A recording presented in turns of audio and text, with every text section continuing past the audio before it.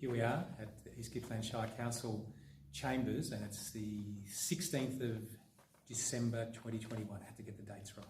We've just completed an unscheduled council meeting, and this is an important council meeting because we went through a whole range of matters, in particular around awarding contracts.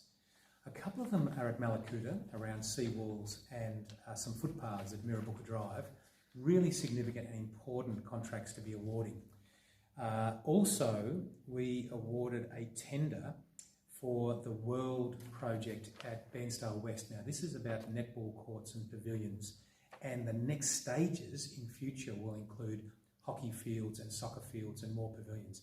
An amazing project and a huge investment for us in East Gippsland.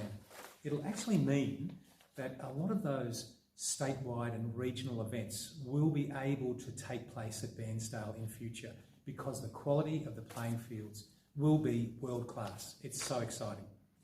We moved on then to some councillor matters around codes of conduct, representation registers, complaint policies, and these are very important procedural matters.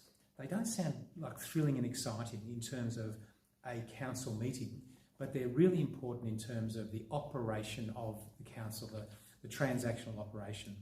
There was a matter around some sale of land in Bairnsdale, and many viewers will probably know this little laneway beside the Shell service station. And again, it's a bit transactional, but it's around a redevelopment opportunity that's going on there.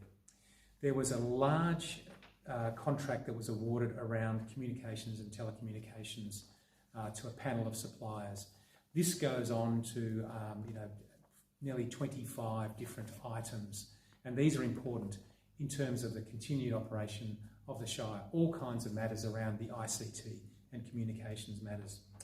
And lastly, and I think this is particularly important, was around declaration of a special charge scheme for the Bairnsdale Industrial Estate. Now, this has been an issue that's really languished out there for a number of years. This is about fire service provision to that industrial estate.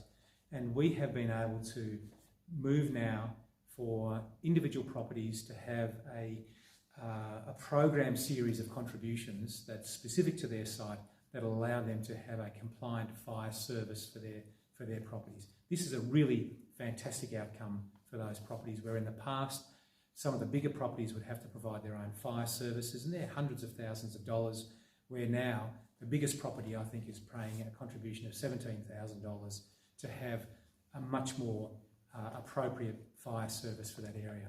So it's been a busy night here at Council. We're glad to have had those matters being progressed. So in the next months, those contracts can start to be prosecuted, and a lot of people will see a lot of busy people out and about implementing those contracts. Have a Merry Christmas, everyone.